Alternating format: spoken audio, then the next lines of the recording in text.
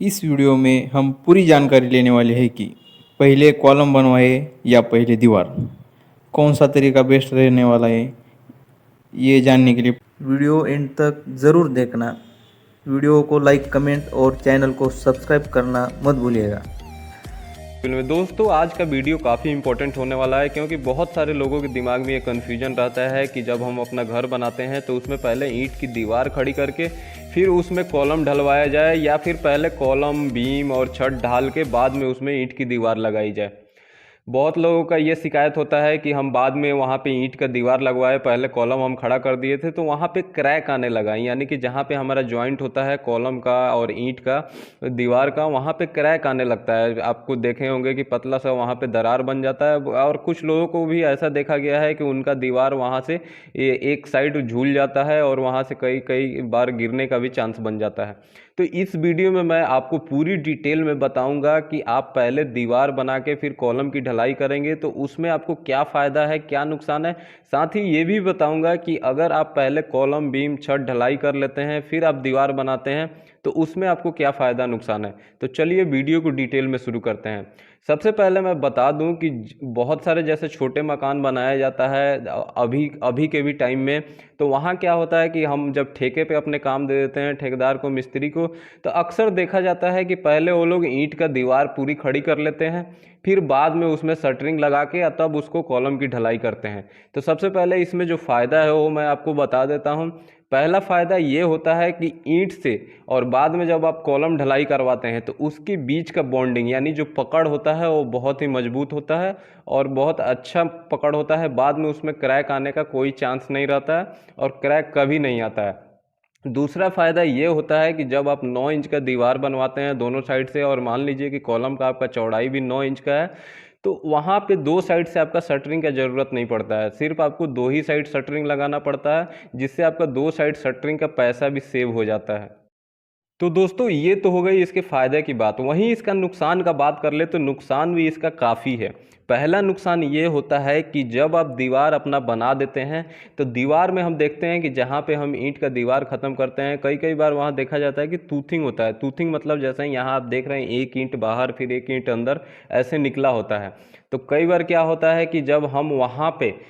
आप शटरिंग दोनों साइड लगाएंगे तो जो कॉलम हम ढलाई करते हैं तो ढलाई में क्या होता है कि कॉलम का अलाइनमेंट आप जैसे देख रहे हैं कि कॉलम एकदम एक बराबर वहाँ पे ढलाई होके नहीं निकला है, जो मसाला है वो वहाँ पे बाहर निकल गया है, कहीं पे आप देख रहे हैं कि अंदर घुस गया है, या फिर कई बार ऐसा होता क्या है कि वहाँ पे जब हम शटरिंग उसमें लगाते हैं दो साइड से आपकी दीवार रहती है तो हमारा शटरिंग प्रॉपर अच्छे से नहीं लग पाता है, तो वहाँ पे भी गैप रहता है। तो जो हमारे मसाले का पानी होता है, सीमेंट स्लरी होता है, वो वहाँ से निकलते जाता है। तो इस तरह वहाँ पे भी हमारे मसाले का स्ट्रेंथ कम हो जाता है। दूसरी बात ये होती है दोस्तों कि जब हम वहाँ पे कास्टिंग ढलाई करते हैं तो हमारा ईंट जो होता है वो बहुत ज़्यादा पानी को सोखता है, उसका ईंट का जो अब्जॉर्प्शन कैपेसिटी होता है बहुत ज़्यादा होता है। तो जो भी हम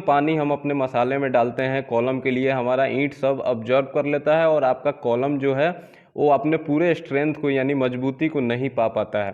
तो ये भी एक नुकसान है। तीसरी इसमें सबसे बड़ी ये नुकसान होती है कि आपको पता है कि कॉलम पूरी ज़मीन से जब हम फाउंडेशन से खड़ी करते हैं तो एक एकदम अलाइनमेंट में सीधे ऊपर तक जाना चाहिए, उसका शेप जो है प्रॉपर होना चाहिए। अगर आप ईंट का दीवार पहले वहाँ खड़ा कर लेते हैं तो वहाँ पे क्या होता है कि ईंट का दीवार अगर पूरी सीधी नहीं है या फिर उसमें थोड़ा सा ईंट बाहर अंदर निकला है तो वहाँ जो कॉलम का हम कास्टिंग करते हैं दो साइड से, जैसे आप यहाँ शेप देख रहे हैं कि नीचे से सही जा रहा है, फिर ऊपर जाके वो पतला हो गया है, फिर ऊपर जाके आप देख रहे हैं कि इसमें हनीकॉम्ब भी आ गया है और पतला हो गया है, यानी कि इसका अलाइनमेंट खराब होते जा रहा है। तो ये अपने पूरे एक कॉलम जो है अपने मजबूती को इस तरह नहीं पा पाएगा। और यहाँ पे आप देख सकते हैं कि वो अपने लोड को यहाँ पे जब छत से हमारा लोड आएगा तो वो कैसे हमारे नीचे फाउंडेशन तक पहुँचा पाएगा। वहाँ से क्रैक कई बार होता है कि क्रैक आने का हमारे कॉलम में चांस हो जाता है, जिससे हमारे छत में भी क्रैक आने का चांस रहता है।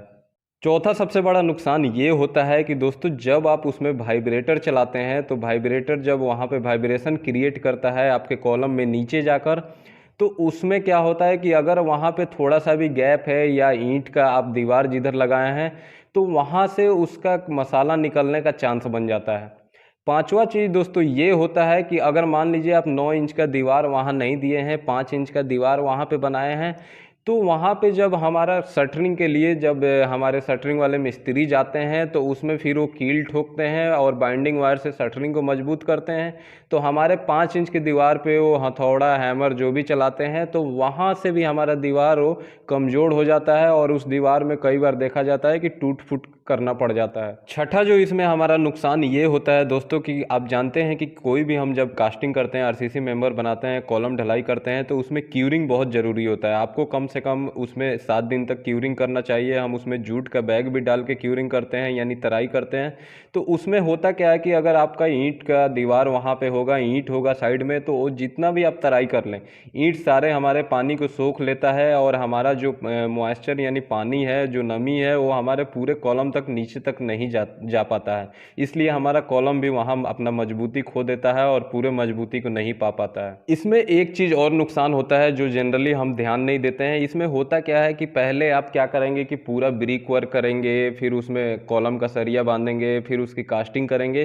तो ये काफ़ी लंबा टाइम टेकिंग प्रोसेस होता है, यानी कि आपका टाइम का बहुत वहाँ पे वेस्टेज होता है। तो ये एक बहुत बड़ा इसका नुकसान भी है। वहीं दोस्तों अब बात कर ले कि अगर पहले हम कॉलम की ढलाई करके या बाद में चुनाई करवाएं तो उसके क्या नुकसान है। सबसे पहला जो नुकसान हमें ये होता है कि अगर आप पहले कॉलम ढलवा देते हैं तो कॉलम का जो स्मूथ सरफेस होता है, यानी जो साइडें होती है एकदम चिकनी होती है, तो बाद में जब आप उसमें दीवार ज्वाइंट करते हैं तो वहाँ वो प्रॉपर अपने ज्वाइंट को नहीं बना पाता है। तो कई बार देखा जाता है कि कुछ दिनों बाद वहाँ पे क्रैक यानी दरार आने लगता है। दूसरा हमारा ये नुकसान होता है कि हमें इस कॉलम को कास्टिंग करने के लिए हमारे पूरे शटरिंग और जो सपोर्ट होता है हमारे बल्ली का, फिर हमारे जो उसमें पैनल हो गए उसका, फिर हमारे नट बोल्ट का, हर एक चीज़ की ज़रूरत पड़ती है और हमें चारों साइड का शटरिंग चाहिए होता है, जिसमें हमारा कॉस्टिंग भी बढ़ जाता है। अब बात कर ले दोस्तों इसके फ़ायदे की, तो सबसे बड़ा फ़ायदा ये होता है दोस्तों कि अगर आप पहले अपना कॉलम, बीम, छत ढलाई कर देंगे, चाहे आप जितना भी बड़ा मकान बना रहे हैं, आप अपना ऊपर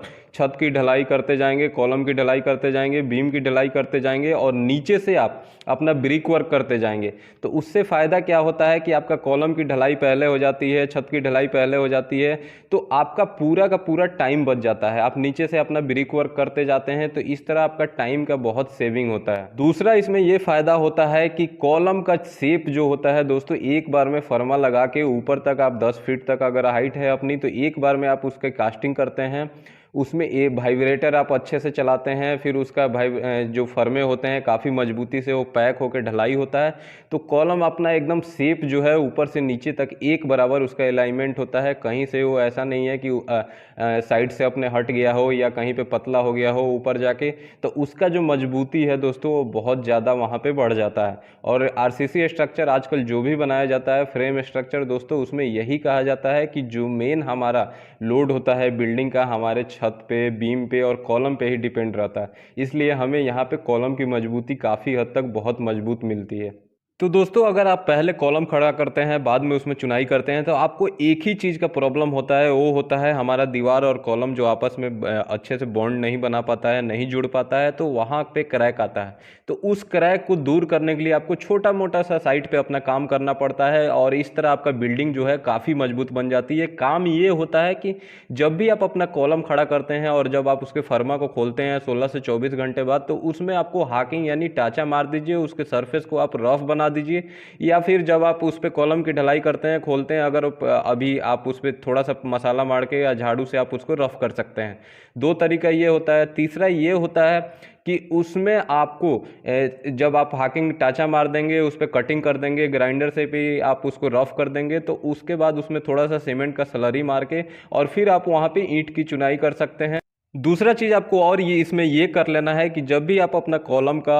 और जहाँ पे ईंट का दीवार का जॉइंट है, वहाँ पे आपको जब प्लास्टर करें तो आपको चिकन मेश जो होता है, मुर्गा जाली जिसे कहते हैं, या मार्केट में अब फाइबर मेश भी आता है, तो आप ये दोनों जाली को पतला काट के वहाँ उसके जॉइंट पे लगा ले, कील से उसको अच्छे से वहाँ पे फिक्स करके या फिर उस पर आप प्लास्टर कर देंगे। तो इतना कर देने से वहाँ पे जो क्रैक आपको दिखाई देता है वो कभी वहाँ पे क्रैक नहीं आएगा। तो दोस्तों यहाँ पे मेरे हिसाब से जब भी आप अपना घर बनाए, इतने पैसे लगा रहे हैं, तो पहले आपको कॉलम के अच्छे से शटरिंग लगा के, वाइब्रेटर चला के उसका ढलाई कर लेनी है, उसमें अच्छे से तराई करनी है। फिर उसके बाद आपको उसमें दीवार लगानी है। जो भी आप दीवार में थोड़ी बहुत क्रैक आएगी उससे आप रिपेयर कर सकते हैं, लेकिन आपकी जो मजबूती मिलेगी वो दोस्तों पहले कॉलम की ढलाई करके यानी फ्रेम स्ट्रक्चर खड़ा करने के बाद ही मिलेगी। तो इसलिए आप पहले ईंट की दीवार अगर लगाते हैं तो आपको यहाँ पर नुकसान भी उठाना पड़ सकता है।